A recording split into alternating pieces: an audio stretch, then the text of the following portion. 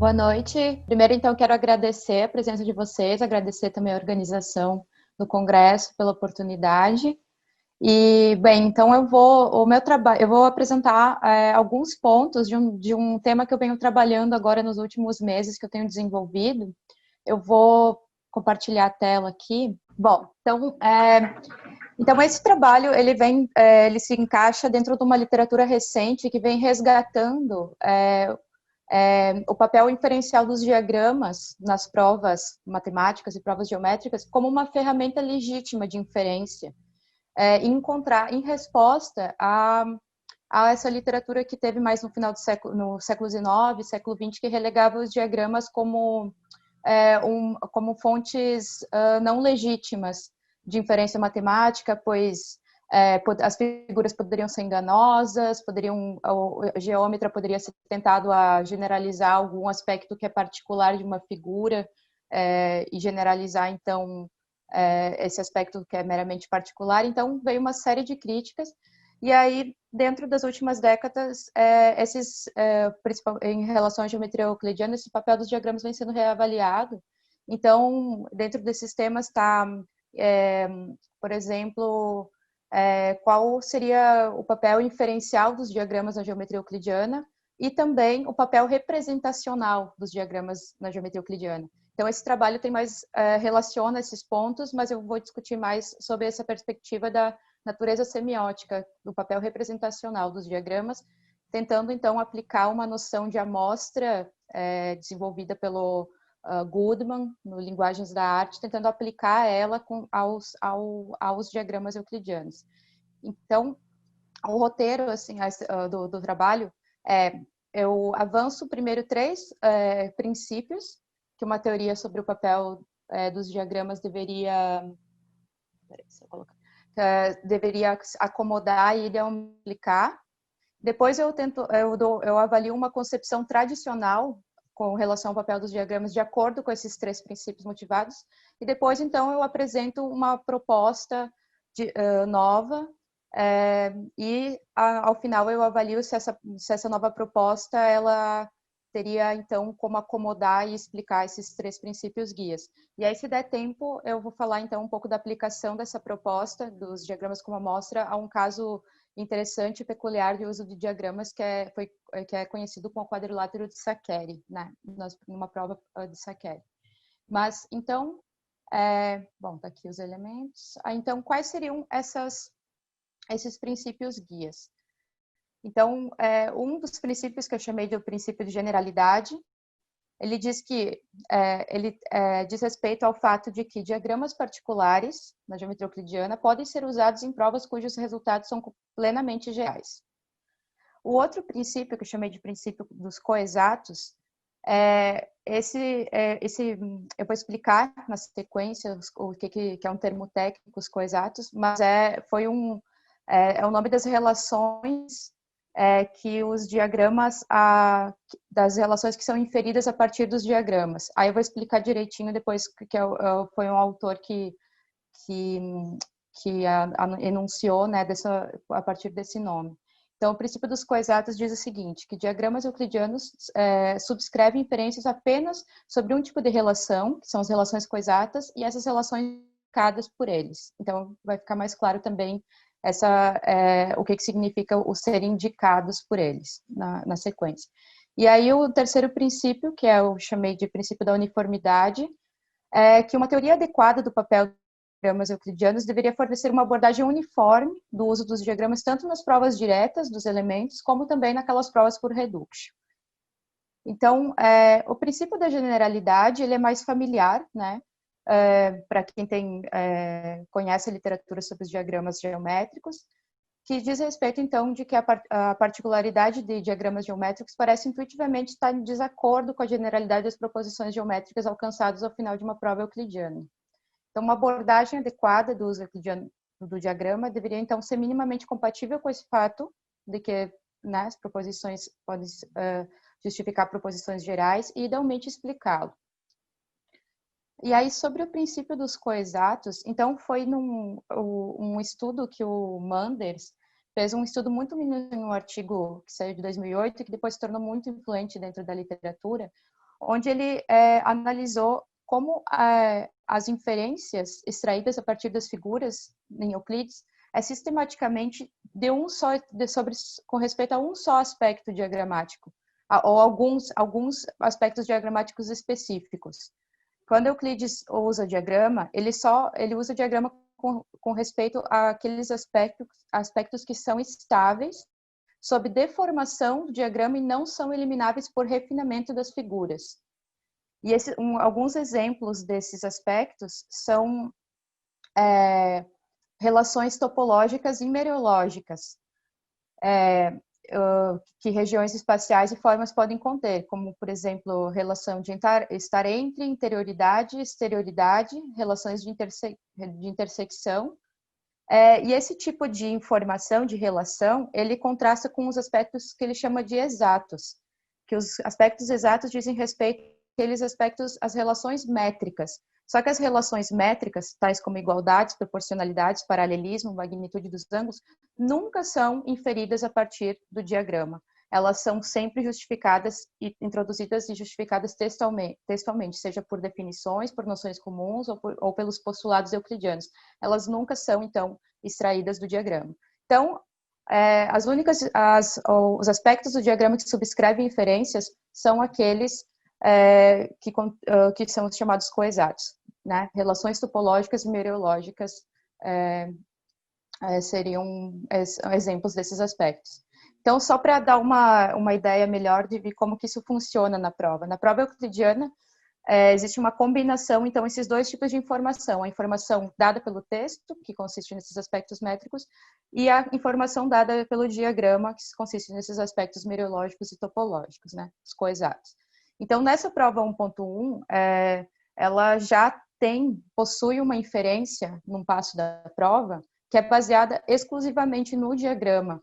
Por exemplo, que é esse ponto, a intersecção que está ali no ponto C. Quando Euclides introduz o ponto C ali no texto, quando cortam o círculo em C, esse ponto C nunca foi introduzido textualmente, ele não é justificado por nada, apenas pela inspeção do diagrama. Esse seria, então, um aspecto topológico, que então, permitido que se faça uma inferência a partir do diagrama. E então, ele diz assim, esses aspectos, eles não dizem respeito só a uma configuração particular, eles não estão só numa configuração particular, eles sobrevivem, permanecem se você deformar ou refinar o diagrama. Por exemplo, essas variações na maneira de desenhar essas figuras, no caso de 2, uma das curvas nem parece um círculo, no caso de 3, elas nem mesmo parecem ter uma forma regular, não prejudica a validade da prova. Que a informação de que essas figuras são círculos é uma informação que é dada e justificada pelo texto, pela definição do círculo, uma informação exata. Mas note que os aspectos coexatos permanecem estáveis sob as 3 configurações distintas. Eles são invariantes as deformações e os refinamentos no diagrama. Então, o Manders foi o primeiro a se atentar que na geometria euclidiana são só esses aspectos que se permitem ser inferidos a partir da inspeção direta do diagrama. Então, e aí também está relacionado a isso a noção de indicação, que também é do Manders. Essa noção de indicação, deixa eu só, aqui, essa relação de indicação, ela diz respeito ao fato, ela atenta ao fato de que a maneira distinta que o diagrama se relaciona com características exatas e coexatas. O diagrama, diz o Manders, ele pode ser sujeito a condições exatas prescritas pelo texto. Então, se naquela prova, aquelas figuras fechadas, o texto diz que trata-se de círculo, o diagrama está sujeito a essa informação métrica dada pelo texto. Mas o diagrama indica as condições coexatas. Então, as condições, e esse indicar significa que essas condições ou relações coexatas, elas são extraídas diretamente do diagrama, inferidas com base na aparência do diagrama. E ele define a aparência, então, nesse sentido técnico de topologia de um diagrama, que compreende inclusões, contiguidades de regiões, segmentos e pontos no diagrama. Então, a existência da intersecção na prova de 1.1, como a gente viu, é diretamente extraída da aparência do diagrama sem ter sido introduzida textualmente. Então, o diagrama diretamente apresenta a intersecção. É nesse sentido que o Manders está dizendo que o diagrama indica algo. E aí, por último, dos princípios, a uniformidade, então, que é também o motivo, atentando que provas por reduction, elas são pervasivas nos elementos de Euclides. Então, e aí também me alinhando à estratégia do Manders, eu busco mostrar que uma abordagem do papel dos diagramas deve dar conta de maneira uniforme de seu uso nas provas diretas e indiretas. Então, para isso, aclarando a distinção de trabalho entre o texto com informações métricas e diagramas com informações topológicas e mereológicas, é possível elucidar que o papel do diagrama é o mesmo nos dois tipos de prova, né, tanto nas diretas como as por reduction. E com isso, a gente vai ver que se evita uma ideia de que um diagrama em provas por reduction estaria representando ou estaria apresentando um arranjo contraditório, que seria uma posição difícil de sustentar. Então, isso com respeito aos princípios. Aí, agora, uma concepção acerca do papel dos diagramas, que é uma concepção mais tradicional, que se chama de concepção instancial. Essa concepção é baseada na ideia de que quando observamos a estrutura das provas dos elementos e a divisão em partes textuais e diagramáticas, é natural imaginar que as coisas ditas pelo texto são supostamente verdadeiras do desenho que o acompanha. Que a linguagem usada pela parte textual das provas euclidianas frequentemente parece referir-se diretamente ao desenho ao seu lado, como quando é escrito seja B uma reta dada, cortar uma linha reta.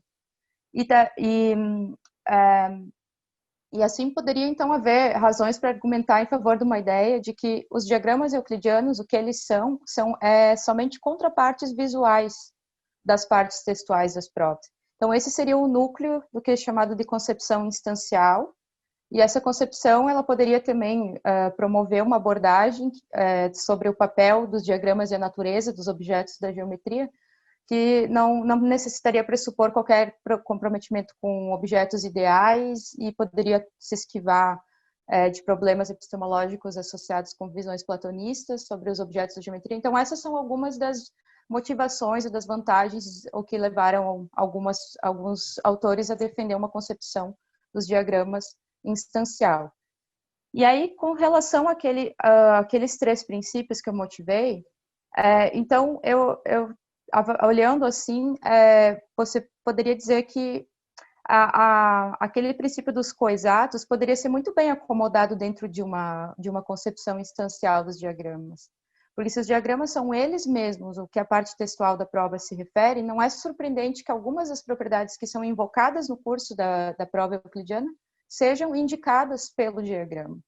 Então, ela poderia acomodar esse princípio e essas noções, essa noção do Manders de coexatos. No entanto, os problemas que essa concepção ela enfrentaria complicações significativas com relação a explicar a generalidade das provas euclidianas, né? E enfrenta ainda mais sérias dificuldades com respeito à da conta da uniformidade, a explicar o uso de diagramas em prova por reduction, especificamente. Por quê? Com relação à generalidade, é fácil ver que uma concepção que toma os objetos das provas euclidianas como consistindo dos diagramas concretos enfrentaria dificuldades em explicar, então, essa generalidade das proposições dos elementos. Então, pergunta seria como é possível, por exemplo, que uma prova geométrica possa ser tomada como aplicando-se a qualquer triângulo possível, se uma construção concreta de uma figura triangular terá 2 ou 3 ângulos agudos ou obtusos. Então, essa seria, né, a crítica com relação a como acomodar, então, a generalidade das provas, das proposições. 5 minutos. Ah, tá. E aí, eu vou tentar ir mais rapidinho. E daí, aí, com relação às provas por reduction, a razão para o problema é clara. Em algumas provas, a parte textual da prova euclidiana descreve arranjos impossíveis de figuras. E se o diagrama que acompanha a prova euclidiana for concebido como uma contraparte visual da parte textual da prova, a conclusão inevitável seria de que alguns dos diagramas são desenhos de arranjos geométricos e impossíveis, uma posição difícil de sustentar. Vou dar um exemplo. Por exemplo, na prova 3.10, uma prova por redução ao absurdo. E a prova 3.10, o enunciado dela diz que dois círculos não podem se cruzar em mais do que 2 pontos, né? E aí, como a prova é por reductio, a hipótese, então, a suposição, que vai ser reduzida ao absurdo, suponha, começa com suponha, então, 2 círculos que se cruzem em 4 pontos. Então, na exposição da prova, na construção diagramática dessa prova, que é a que está aqui no slide, a exposição, ela inicia com esse requerimento de traçar um círculo que corte outro em 4 pontos. Esse tipo de prova seria um puzzle assim, para a concepção instancial, porque ela necessitaria conceder que o diagrama que acompanha, já que se ele seria uma mera tradução visual do que diz a parte textual, ele seria composto literalmente de 2 círculos que se cruzam em 4 pontos. Então, nos termos do Manders, o diagrama é simplesmente impossível. Então, esses seriam alguns problemas que essa concepção mais tradicional enfrenta, e que, então, leva o motivo, então, a tentar buscar outra abordagem sobre o papel dos diagramas e o papel representacional dos diagramas nas provas. E aí, então, tem essa noção, essa ideia surge de aplicar, então, essa noção de amostras que o Goodman apresenta no Linguagens da Arte ao tipo de signo que os diagramas que o diagrama consiste. E a primeira pessoa que tentou fazer isso, que avançou isso pela primeira vez, foi o La Salle Casanave, que está nesse livro Conhecimento Simbólico e Conhecimento Gráfico. Ele tentou avançar essa ideia de que diagramas poderiam ser concebidos como amostras para um meio de compreender a generalidade dos resultados, como eles podem ser usados em provas cujos resultados são gerais e em provas por redução ao absurdo. Então, a ideia de amostra, que vem do Goodman, ela pode ser um objeto que é usado para representar uma propriedade ou um conjunto de propriedades que ele mesmo possui. A amostra deveria ser entendida pelo seu significado ordinário. Exemplo intuitivo, sendo retalho de pano colorido, de tecido colorido, usado por um alfaiate para mostrar com que tonalidade e textura ele pretende fazer um vestido. Então, se você imagina que esse alfaiate possui um livro com pequenos retalhos de pano, e os retalhos são de distintas cores e texturas, né? Então, um retalho vermelho, por exemplo, pode nesse contexto, ser usado para representar um tipo específico de vermelho que ele em si mesmo possui. E como isso funciona não é misterioso. O retalho vermelho é um exemplo paradigmático daquela cor. Ele é literalmente vermelho e por essa razão pode ser usado para representá-lo. E o mesmo para textura, para tecido, para um padrão, para uma porção de tinta de um pintor. E então, quais seriam as motivações para tentar compreender os diagramas euclidianos como esse tipo particular de signo, como amostra? Uma motivação seria que a condição de amostra, ela envolve um tipo de generalidade. Com efeito, uma amostra pode, por exemplo, ser amostra de uma textura ou de um tecido, mas não daquele retalho de tecido em particular. As amostras são objetos particulares, mas seu conteúdo é por necessidade geral. Uma amostra também não somente representa um conteúdo, mas ela mesma, enquanto objeto concreto, realiza esse conteúdo de certo modo. E é precisamente pelo fato de uma peça de tecido ser vermelha que ela pode ser usada como um exemplo de vermelho, como uma amostra de vermelho. Então, essas seriam algumas motivações, pois se os diagramas euclidianos seriam amostras de seus conteúdos, então a gente teria um meio de dizer como eles instanciam o conteúdo de algum modo, o que nos abre caminho para explicar por que esse conteúdo é não somente representado, mas indicado. Então, aqueles dois critérios, princípios de generalidade e de indicação, né? De relação de coexatos e indicação. Aí a pergunta natural é de que seriam esses diagramas euclidianos amostras? Bom, essas distinções preliminares acho que não vão ser importantes aqui. Vou direto para uma primeira possibilidade natural que emerge, seria de que eles são amostras dos pontos, linhas, círculos geométricos em suas diversas configurações. Então, de acordo com essa possibilidade, eles seriam amostras das formas geométricas indicando e representando simultaneamente todas as propriedades relevantes que essas formas possuem. Eles seriam, então, amostras tanto daqueles aspectos métricos, aspectos exatos, ditos pelo texto, e os aspectos coexatos, relações topológicas e mereológicas. Bom, o problema é que, como a gente viu lá no exemplo da prova da 1.1, os diagramas mesmo aqueles deformados, eles estão, os três diagramas, né, que eu apresentei, as três configurações, alguns deles estão longe da ideia de circularidade, né, estão bem deformados. Mas eles apresentam todas as propriedades relevantes para a prova, que são essas coexatas. Eles tratam-se de regiões fechadas, dividem o espaço interno e externo e suas intersecções. E o texto aqui assegura que essas regiões são círculos. Então, não tem por que você pensar que os diagramas necessitam ser amostra dos aspectos métricos nas provas diretas. Mas, mais importante que isso, é notar que nas provas por reduction, muitas vezes algumas propriedades métricas exatas que o diagrama possa sugerir devem ser ignoradas em favor da estipulação textual. Então, esse seria um exemplo, por exemplo, do diagrama de 1.27, embora a sugestão, a aparência do diagrama possa nos sugerir de que há dois ângulos, o EBG, ali o ângulo no B, e o FDG, o ângulo estando no D, o texto requer que a gente ignore isso e tome o diagrama como do seguinte modo, tomando EG e FG como linhas retas e a figura EGF como um triângulo. Então, mesmo que o diagrama algumas vezes possa sugerir alguma propriedade métrica, algumas vezes a gente tem que ignorar ela em função do que o texto nos diz. E ainda, então, sobre reduction, tomar diagramas como amostra dos objetos geométricos e todas as suas propriedades relevantes é ainda mais implausible quando consideramos as provas como de 3.10. Porque se ele representasse tanto as informações, fosse a amostra das informações exatas e coexatas, então a conclusão seria de que alguns diagramas, como esse dessa prova, seria a amostra do arranjo impossível, seria uma amostra de dois círculos se cruzando em 4 pontos. Então, essa conclusão, de novo, vai ter os problemas da concepção instancial, nesse caso. Então, isso leva a uma segunda possibilidade, de que o papel representacional dos diagramas é restrito somente aos aspectos coexatos. E isso asseguraria que o papel representacional esteja completamente alinhado a como essas representações são de fato usadas na prática matemática euclidiana, que diz respeito que ele é usado só como um recurso de informação coexata, e uma analogia aqui poderia então servir aqui para entender essa restrição do papel representacional dos diagramas, como amostra somente as relações coexatas. Por exemplo, uma amostra da cor vermelha num livro de um pintor que apresenta um quadrado vermelho pintado em uma de suas páginas.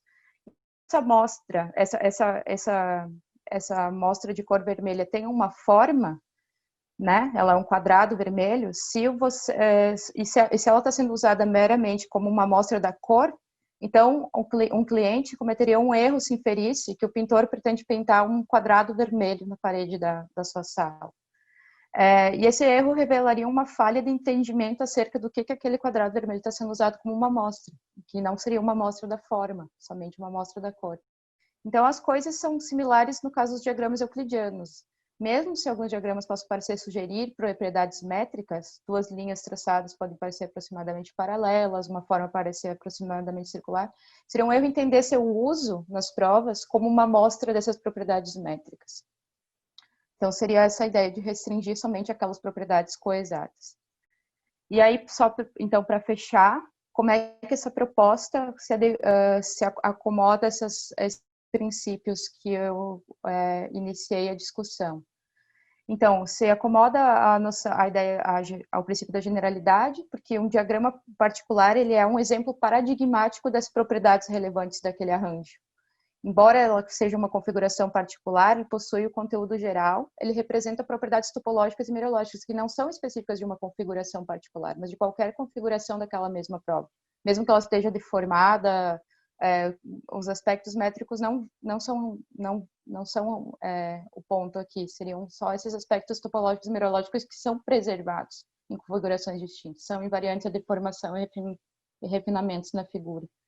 Então, com relação também ao princípio dos coexatos de indicação, As amostras literalmente possuem o conteúdo que elas representam, o que explica porque os diagramas não só representam aqueles aspectos coexatos, mas indicam, realizam as propriedades das quais são amostras. Então, por fim, a uniformidade. Ao tratar os diagramas como amostras, nos permite obter uma abordagem uniforme do seu papel representacional, que tanto nas provas diretas, como a de 1.1, e as indiretas, como a de 3.3, que 3.10 seria aqui, os círculos que se cruzam em 4 pontos, os diagramas são amostras apenas das propriedades coexatas. Se torna mais fácil compreender como eles são usados em contextos da reduction. Na exposição da prova 3.10, o que a entrada diagramática representa? Ela é uma amostra de 2 curvas que dividem o espaço interior e exterior que intersectam em 4 lugares.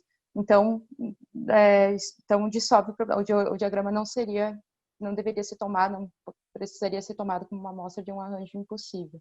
Então, aí agora viria uma parte de uma aplicação dessa proposta, a análise de um outro caso, mas aí eu acho que eu já me estendi bastante o tempo, e aí eu vou parar então por aqui. Se tiver alguma curiosidade depois de saber também como que se aplica esse caso, a gente pode discutir. Obrigada. Obrigada, Tamírias. Nós temos então agora 3 minutos para questões. Tamírias, bom, eu vou aproveitar esses minutinhos só para esclarecer um pouco, porque é muita informação, né, Tamírias? Eu agradeço a tua apresentação, enfim, mostra que é um trabalho extenso que você está fazendo, um trabalho histórico, científico e interpretativo, né? Então, são muitas variáveis envolvidas, né? Mas eu faria uma pergunta que eu já fiz hoje, assim, qual que é o teu principal objetivo, digamos, na pesquisa? Qual seria o teu principal objetivo, assim, problema, curiosidade, enfim, o que tu queres resolver com a pesquisa? Sim, vem de uma pessoa que não está fazendo essa pesquisa. Claro, não, tem muitos aspectos envolvidos, é difícil mesmo de sintetizar em pouco tempo, mas ela se insere justamente numa tentativa de resposta a algumas críticas que foram feitas ao uso dos diagramas euclidianos primeiro tentando aclarar qual é o papel inferencial e por que esse papel inferencial dos diagramas em Euclides, ele é legítimo, ele pode ser usado como justificação de certos passos das provas. Mas para isso você tem que explicar então a questão de como que você pode extrair resultados gerais a partir de uma realização de uma figura particular, que era uma das críticas, por que os diagramas não são fontes ou de falácias mais do que outros sistemas simbólicos. Então, vem dentro dessa reavaliação e reivindicação da legitimidade do uso dos diagramas nas provas euclidianas, que foi muito criticado dentro da tradição formalista, justamente por essas críticas de que o uso de diagramas seria fonte de falácias, principalmente. Então, esses autores que vêm nos últimos anos avaliando, eles partem do ponto, mas a geometria euclidiana foi um paradigma de rigor durante muitos séculos. Não há sequer erro, algo que se foi mostrado errado. Então, se os diagramas fossem fontes de falácias, seria um milagre que Euclides nunca tenha utilizado, nunca tenha se enganado com o uso de diagramas, né, nas provas. Então, eles começaram a fazer uma análise mais sistemática sobre se o uso de diagramas não é regrado, sistemático, rigoroso, por que ele se atrela só a alguns aspectos e não outros, como que isso aumenta o rigor da prova, se atrelar só a alguns aspectos que são compartilhados por esses aspectos topológicos, merológicos que não são específicos de uma configuração particular. Então, assim, aí se aclara um pouco, ou se aclara o diferencial dos diagramas.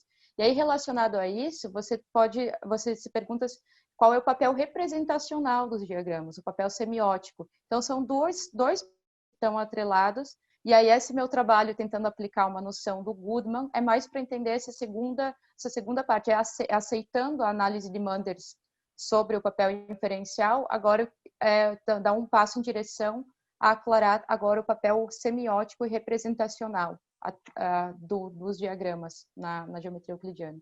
Não sei se isso dá alguns elementos. Esclarece bastante. Muito obrigada. Posso fazer um breve comentário? Tá bem. Eu comecei a escrever, achei que era melhor falar.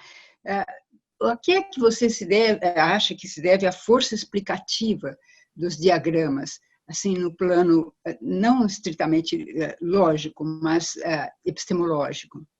Epistemológico, você diz assim como o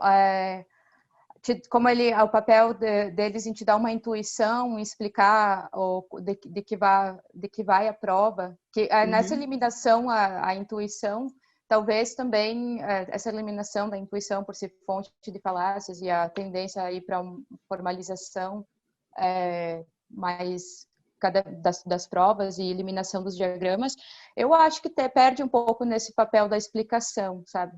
Dentro ou da papel do entendimento assim da prova. Então, eu acho que claro que dentro do contexto de descoberta não é negado nunca, né, que o diagrama tenha um papel na heurística da prova, nem pelos formalistas, né? Só que eles relegam somente ao papel do diagrama num contexto de descoberta. E no contexto de justificação ele deveria ser eliminado, sempre.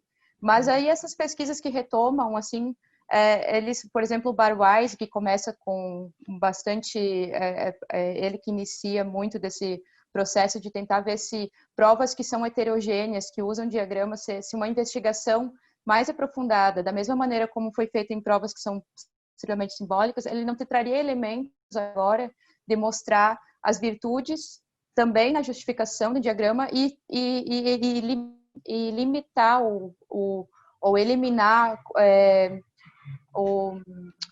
falácias diagramáticas, né? Ou dizer como fazer um estudo de o que gera falácias diagramáticas e ver se, fazendo um estudo paralelo, ele não pode ser reivindicado também o papel do diagrama na justificação, e não só como um papel pedagógico ou um papel heurístico, papel mais forte nesse contexto. Muito obrigada. Tá bem, muito obrigada, Tamires, obrigada pelas perguntas.